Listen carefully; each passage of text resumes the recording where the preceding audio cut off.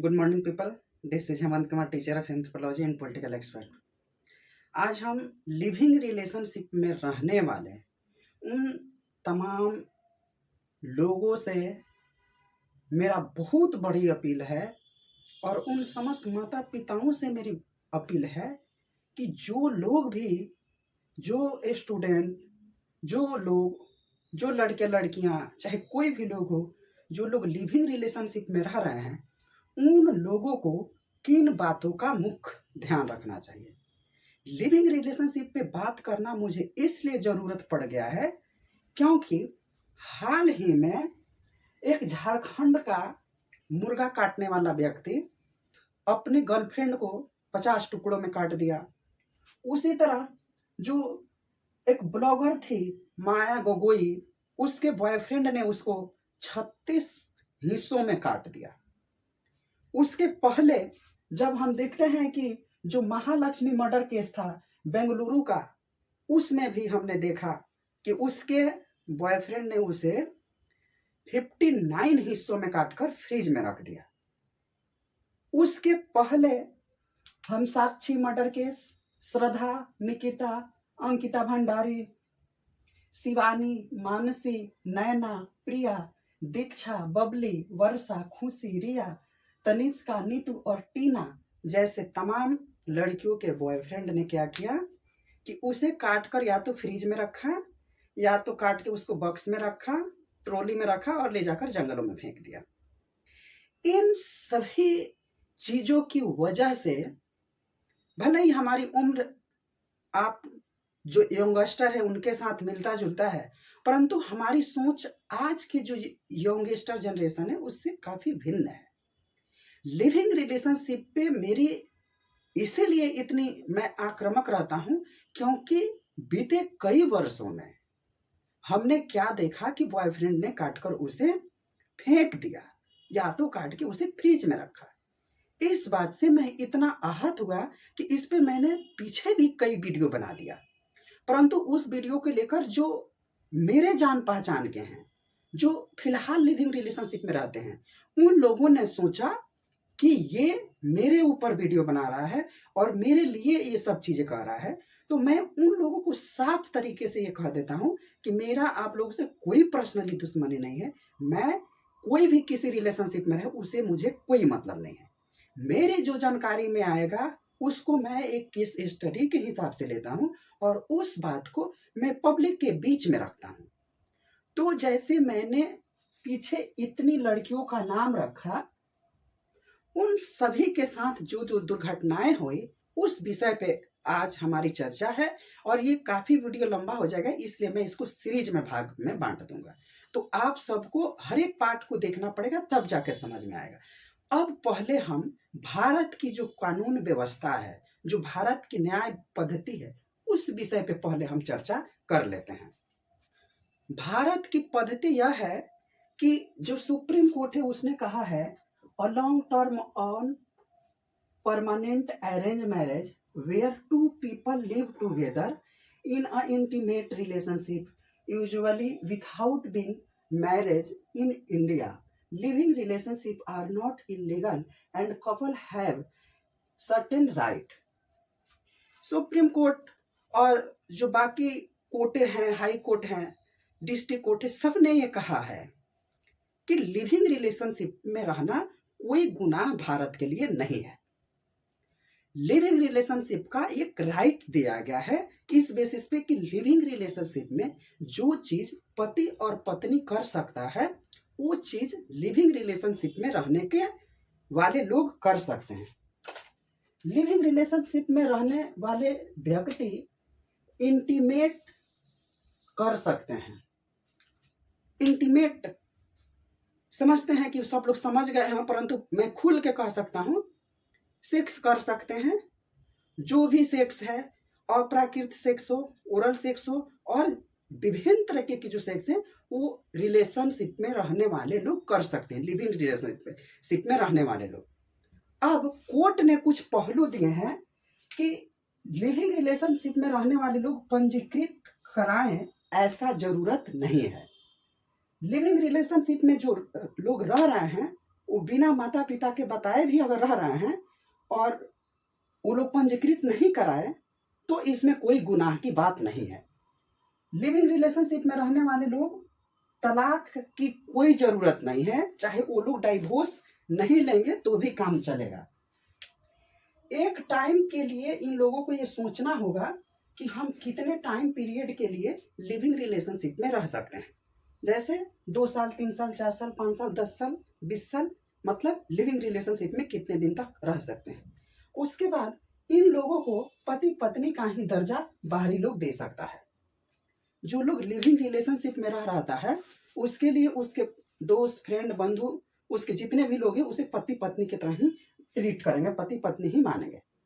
भारतीय न्यायपालिका इसकी सुरक्षा करेगा और इनसे जो बच्चे उत्पन्न होंगे, इनसे जो बच्चे जन्म लेंगे, उसको भी सरकार जो एक पति पत्नी से बच्चा जन्म लेता है उसका जितना हक है उतना हक इस लिविंग रिलेशनशिप में रहने वाले व्यक्ति को मिलेगा। उसकी न्यायपालिका सुरक्षा करेगी।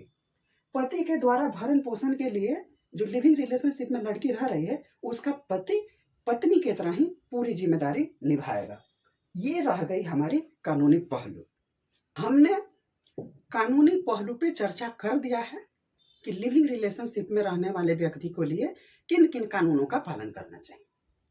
अब दूसरी हम बात आते हैं कि लिविंग रिलेशनशिप में रहने वाले लोग क्या बिना माता पिता के अनुमति के रह सकते हैं या नहीं। अगर भारतीय संस्कृति समाज की बात करें तो अगर आज के भी दिन में जो सभ्य परिवार, सभ्य समाज के जो लोग हैं, चाहे वो गरीब हो, अमीर हो, किसी भी है, अगर उसका खानदानी रीति रिवाज में लिविंग रिलेशनशिप में रहने की पद्धति नहीं है तो चाहे कितनी भी पीढ़ी बदल जाए ये संभव नहीं है। अगर कोई लड़की बिना बताए दिल्ली, कोलकाता, मुंबई, इंदौर, कोटा जैसे अनेक एजुकेशन जो सेंटर है उसके एजुकेशन सेंटर के आड़ में माता पिता को बिना बताए ये यहाँ पे आकर एक बॉयफ्रेंड के साथ लिविंग रिलेशनशिप में रहना, ये हम समझते हैं कि ये कहीं से भी उचित नहीं है। चाहे उसकी परिवार अनुमति देता हो या नहीं देता हो, परिवार वालों ने तो यही कह के न भेजा कि बच्चा हमारा जाएगा, जिस भी राज्य में जाएगा, जहां भी जाएगा, अगर पढ़ाई के लिए भेजा है तो हम उसके पढ़ाई के लिए उसको भेजें। अब चाहे वो लड़का हो या लड़की हो, यहाँ पर आकर अगर पढ़ाई ना करके लिविंग रिलेशनशिप में रह रहे हैं तो ये लड़का और लड़की दोनों अपने माता पिता के साथ धोखा दे रहे हैं, खिलवाड़ कर रहे हैं और उसके साथ साथ अपनी जिंदगी के साथ भी वो लोग खिलवाड़ ही कर रहे हैं। क्योंकि हमने काफी केस स्टडी किया, लगभग हम 2012 से घर से बाहर हैं और तब से लेकर आज तक हमने केस स्टडी पर केस स्टडी करते ही आ रहे हैं और हर रिश्ते में यह देखा कि लड़का लड़की बिना माता पिता के बताए एक तो लिविंग रिलेशनशिप में रह रहे हैं और दूसरी लिविंग रिलेशनशिप में रहने के बावजूद एक दूसरे के जान के लिए खतरा बन भी गए हैं। एक दूसरे के जो चरित्र है, व्यवहार है, वो मिलता जुलता नहीं है, परंतु लिविंग रिलेशनशिप में रहना है, इस कारण से वो लोग एक दूसरे को ब्लैकमेल करते हैं। ब्लैकमेल इस तरीके से करते हैं कि यहाँ तक कि अगर कोई लड़की बॉयफ्रेंड के साथ रह रही है तो उस बॉयफ्रेंड के खानदान के प्रति उसका रवैया, उसके माता पिता को गाली देना, उसको अपमानित करना, उसके बाकी दोस्तों के बीच में उसे बैठाकर जलील करना, ये हम समझते हैं कि एक मानव होने के नाते भी यह जो कृत्य है वो निंदनीय है। ये साधारण लड़की कोई कर ही नहीं सकती, साधारण लड़की कर ही नहीं सकती। ऐसा मैं इसलिए कह रहा हूं क्योंकि देश में हमने कई राज्यों में घूमा, देश में हमने काफी लड़कियों को देखा, परंतु अगर कोई इतनी आक्रामक तरीके की लड़की, तो इस लड़की के अगर बॉयफ्रेंड अगर कमजोर पड़ गया तो उसे दबाना और पैर के तलवे के नीचे रखना, ये हम समझते हैं कि दोनों के लिए ही खतरनाक है। क्योंकि अगर हम यहाँ दिल्ली हो गया, कोलकाता हो गया, बंगाल हो गया, दिल्ली हो गया, कर्नाटका हो गया, बेंगलुरु हो गया, इंदौर हो गया, महाराष्ट्र हो गया, कोटा हो गया, इन एजुकेशन के आड़ में लोग अगर इस गलत धंधे में पड़ गए हैं, गलत फैमिली में पड़ गए हैं, तो इस बात की मैं पुरजोर विरोध करूंगा। पुरजोर विरोध पूरे समाज को ही करना चाहिए। और इसमें गलती माता पिता की भी है कि आखिर माता पिता जो सर्टेन अमाउंट भेज रहे हैं, बच्चे के लिए जितनी अमाउंट भेज रहे हैं, उसके अलावा कितना बच्चे खर्च किए और कहाँ से वो पैसा एक्स्ट्रा मिल रहा है पॉप में जाने के लिए, ओयो जाने के लिए, डिफरेंट डिफरेंट प्लेसेस में जाने के लिए, उस पैसे का हिसाब क्यों माता पिता नहीं पूछता। और क्या माता पिता इतने भी अंध हैं कि उन्हें दिखता नहीं कि हमारा बच्चा किस स्थिति में है। हम इस विषय को लेकर एक बहुत ही अच्छे तरीके से हम समझाने के लिए लोगों को यह चीज बता रहे हैं कि आखिर माता पिता अपने बच्चे से कैसे ये पता कर सकते हैं कि हमारे बच्चे लिविंग रिलेशनशिप में है या नहीं है। अगर लिविंग रिलेशनशिप में बच्चे हैं तो उसके प्रति हमें क्या करना और क्या नहीं करना चाहिए, इस विषय में हम चर्चा करते हैं। पहला चीज कि क्या माता और फादर को ये आइडिया नहीं कि हमारे बच्चे क्या कर रहे हैं। इतना तो ना समझ माता पिता है नहीं। जो माता पिता पहले 5-5, 6-6 बच्चे को जन्म देकर पालन पोषण कर लिया। और हमारे यहाँ एक कहावत है, हम बड़े ही लोकल भाषा में कह रहे हैं कि गांव में हमारा कहावत है कि बच्चा हगते में बुझा जाला कि कामना लायक बा। माने बच्चा जब बाथरूम करता है उसी से उसकी होशियारीपन दिख जाता है कि बच्चा किस तरीके का है और किस लेवल का है। तो क्या जो माता पिता जिसको जन्म दिया उसको ही नहीं समझ पाएगा कि आखिर मेरा बच्चा और बेटा और बेटी कैसे है। तो अगर कोई समझ रहा है कि हम अपने माता पिता को मूर्ख बना रहे हैं, ये बहुत ही मतलब हास्यास्पद है। क्योंकि जो माता पिता तुम्हें जन्म दिया, जो बच्चे को लालन पालन किया और उसको बढ़ते समय अपने नजरों के सामने देख रहा है और उसे पता नहीं होगा कि हमारा बच्चा कैसा है और हमारा बच्चा किस लेवल पे गिर सकता है। तो सरासर अगर लिविंग रिलेशनशिप में रहने वाले माता पिता के जो बच्चे हैं वो समझ रहे हैं कि हमारा माता पिता मूर्ख है, इस बात का मैं हास्यास्पद ही मानता हूं। क्योंकि माता पिता सब समझता है कि हमारा बेटा बेटी कैसा है। हम उस फाइनेंशियल भेजने वाले अपने बच्चे के लिए उस पिता से पूछता हूं और उस माता से पूछता हूं, उस भाई से पूछता हूं कि अगर आप सोचो 20,000 रुपए दे रहे हो एक महीने के लिए, तो अगर 15,000 रुपए अगर रूम का रेंट ही है, तो फिर बाकी 5,000 खाने पीने के लिए धर लिया, तो आपको कैसे संदेह नहीं होगा कि इसका कपड़ा कहाँ से आया, इसका वो जाने का कैसे खर्चा निकल रहा है, इसका जो तरह तरह के फूड डिश, कौन कौन से रेस्टोरेंट जाने का इसका खर्चा कहाँ से आ रहा है, इतने महंगे कपड़े कहाँ से आ रहे हैं, इतने गहने कहाँ से आ रहे हैं, इतना घूम कहाँ से रहा है, किताब कहाँ से खरीद रहा है।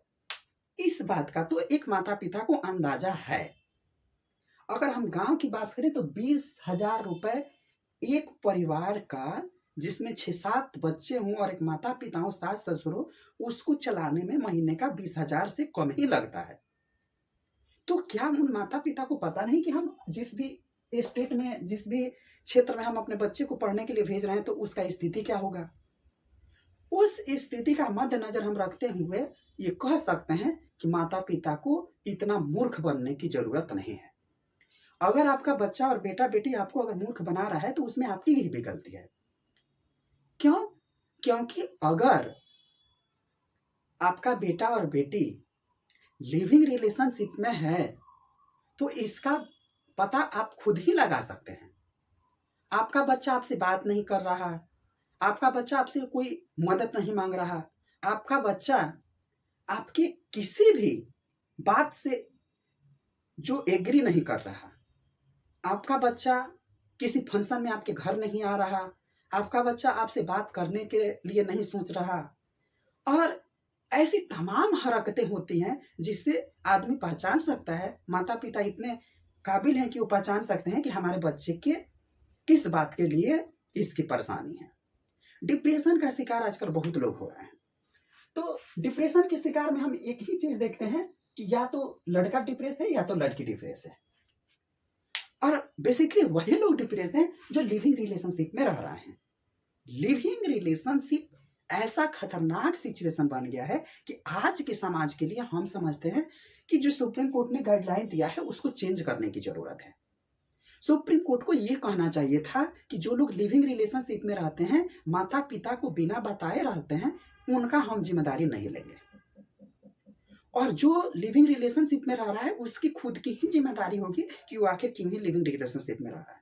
और लिविंग रिलेशनशिप में रहने वाले के लिए एक और गाइडलाइन होना चाहिए कि बिना माता पिता के बताए आप लिविंग रिलेशनशिप में नहीं रह सकते। लिविंग रिलेशनशिप में आप रह रहे हो, माता पिता को पता नहीं है कि आप रह रहे हैं। और चलो हमने जितने भी पीछे बातें की उसमें एक बात और जोड़ते हैं कि चलो हम सारी चीजें कर रहे हैं। हमने कहा कि बात नहीं करते तो चलो हम बात भी करते हैं। दूसरा, हम फंक्शन में नहीं जाते तो हम चलो फंक्शन में भी जा रहे हैं अपने घर पे। सब चीजें कर रहे हैं परंतु लिविंग रिलेशनशिप में है। हम इतने पूरी तरीके से डिप्रेस हैं, हम पूरी तरीके से अलग अलग चीजों में इन्वॉल्व हैं। उस चीज को लेकर क्या हम इसमें कोई कठोर नियम नहीं बना सकते कि इस चीज के लिए माता पिता। अच्छा ये बताइए, जैसे कोई कोई लड़की को काट कर कोई फेंक दे रहा है, लड़की को काट कर फेंक दिया, फ्रिज में रख दिया, तो हम माता पिता को कैसे पता चल जाता है? कैसे पता चल जाता है कि हमारी लड़की यहाँ पे थी और इसको लिखाने रिपोर्ट चले जाते हैं पुलिस थाने में? क्या इसके पहले माता पिता ने कभी खोज खबर लिया? उसके दोस्त, उसके रिश्तेदार, उसके जो आस पड़ोसी जो दोस्त रहते हैं, क्या जहाँ पे बिल्डिंग में रहते हैं उस बिल्डिंग के किसी बच्चे से बात करने की कोशिश की? मानते हैं कि वो लोग नहीं दे रहे बच्चे का नंबर, तो क्या आप खुद आकर, चाहे खुफिया तंत्र आपके तो बहुत हैं, माता पिता के कितने रिसोर्सेस होते हैं, क्या आपने बच्चे के बारे में पता नहीं लगा सकते? और जब मर्डर हो जाने के बाद जैसे आप पता लगा लेते हैं, पुलिस में कंप्लेन कर देते हैं, आसपास के लोग बता देते हैं कि ये कांड हो गया, तो उसके अगर जीते जी ये चीजें पता चल जाती तो उस बच्चे का हत्या ही नहीं होता, उस लड़की का हत्या ही नहीं होता, उस लड़के का हत्या ही नहीं होता। तो जो लोग अंध, अपने सब कुछ जानते भी हुए अपने आंख पे पर्दा लगा गए हैं, उसका तो इस दुनिया में कोई इलाज ही नहीं है।